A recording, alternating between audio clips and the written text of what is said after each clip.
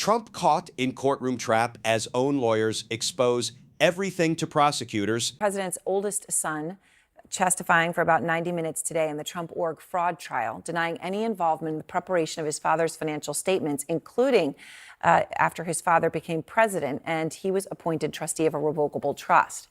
Donald Jr. saying he left all of that to the accountants. He is the first of 3 Trump children scheduled to testify. He'll be back on the stand tomorrow. Former President Trump himself is still scheduled to take the stand on Monday. Eric Larson is out front now, the Bloomberg News legal reporter who was in the courtroom, and Ryan Goodman, our out front legal analyst. All right, so Eric, we've been talking to you throughout this trial. You've been inside throughout. You were inside for all of it today. We've got a courtroom sketch of him on the stand because you saw it from your own eyes. We just get these sketches, but there he is.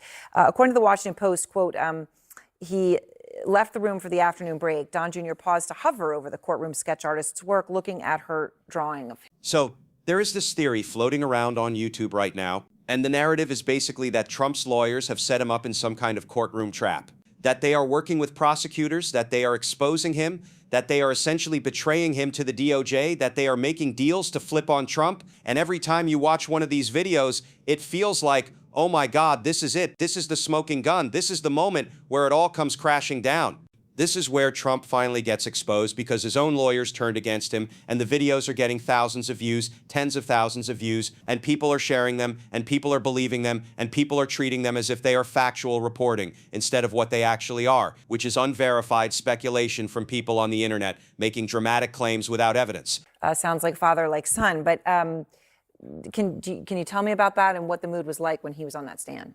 Well, when he was on the stand, he started out pretty jovial. He cracked a joke at the beginning when the judge, for a few minutes, had some photographers and videographers come in to take some shots. And he cracked a joke about how, I should have put on my makeup this morning, and everyone kind of laughed. He also cracked a few jokes on the witness stand. At one point, while he was speaking really quickly, the judge, asked him to slow down for the court reporter, and he joked about how he had moved to Florida, but he still talks like a New Yorker, that sort of thing.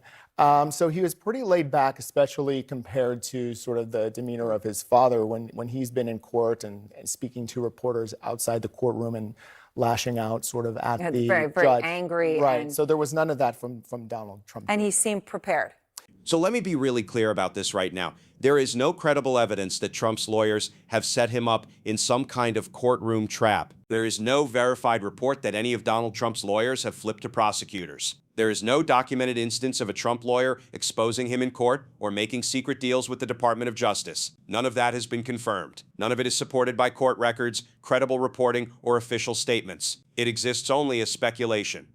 People connecting dots that do not actually connect. Yet that hasn't stopped a narrative from spreading. YouTube continues to promote videos claiming courtroom traps, lawyer betrayals, and secret deals. People share these videos and accept them as fact, and that is the problem. What makes this especially dangerous is that there are real legal issues happening right now involving the Trump administration. There are real DOJ setbacks. There are real court rulings with serious implications. But instead of focusing on those facts, people are distracted by sensational conspiracy theories. That leaves the public misinformed about what is actually happening. So what is the real story? The real story is not lawyers flipping. It is that the Department of Justice has suffered major legal setbacks. Judges have dismissed several high-profile cases, often using unusually strong language. They have cited profound prosecutorial missteps, improper procedures, and tainted evidence. That is significant. That is newsworthy. That is what actually matters. But rather than covering that straightforward reality,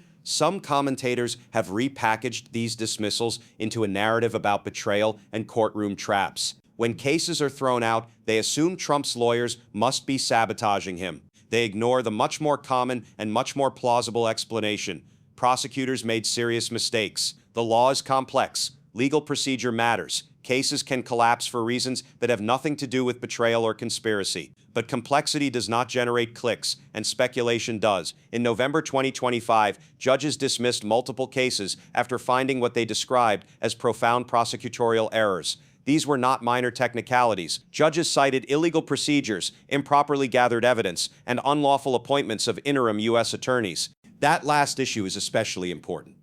The Trump administration appointed several interim U.S. attorneys without following required legal procedures. Judges ruled that some of these prosecutors were unlawfully appointed. As a result, the cases they handled and the evidence they gathered were legally tainted. Once a court determines a prosecutor lacked lawful authority, the entire prosecution is undermined. One example involved interim U.S. Attorney Lindsay Halligan. A judge ruled her appointment was unlawful, meaning the cases she worked on were fundamentally compromised. That is not a small issue. That is a structural legal failure, and judges responded by dismissing cases outright.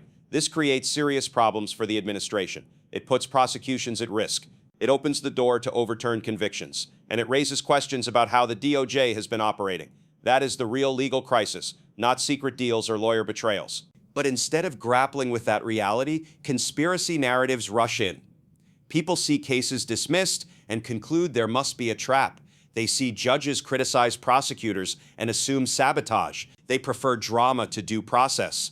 The same pattern appears with the resurfacing of a military law brief by Christy Bondi discussing troops' ability to refuse unlawful orders. This is a well-established principle of military law. It has existed for decades. A legal brief explaining it is not evidence of a plot. It is simply a lawyer describing the law. But in a conspiracy-driven environment, even routine legal documents are treated as proof of something sinister. The same applies to Judge Boasberg's contempt investigation, which was paused pending appeals. A stay is standard legal procedure. It is not proof of interference, deals, or betrayal. Cases are paused during appeals all the time. That is how the system works.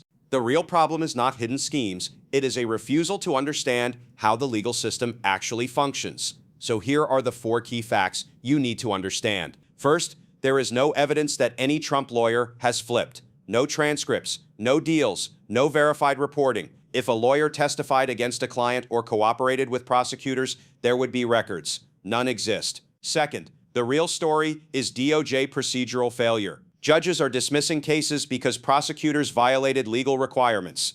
Illegal appointments, mishandled evidence, and procedural errors are the cause, not betrayal. Third, the Bondi brief is just military law. Explaining that soldiers may refuse unlawful orders is not new, radical, or conspiratorial. It is settled law. Fourth, normal legal procedures are not proof of conspiracies. Dismissals, stays, and appeals are routine parts of the judicial process. Judges enforcing the law is not evidence of sabotage. It is evidence that the system is working. Why does this matter? Because misinformation crowds out reality. Instead of understanding that the Trump administration faces serious, documented legal problems, people are chasing unverified YouTube narratives. That leaves them less informed, not more. There is no need to invent conspiracies. The actual legal setbacks are significant enough on their own. Judges are scrutinizing prosecutions. Cases are being dismissed. Appeals are underway. That is the real story, and it will continue into 2026. So ignore the noise. Focus on court rulings, not speculation. Focus on documented legal failures, not imagined betrayals. That is where the truth is, and that is what actually matters.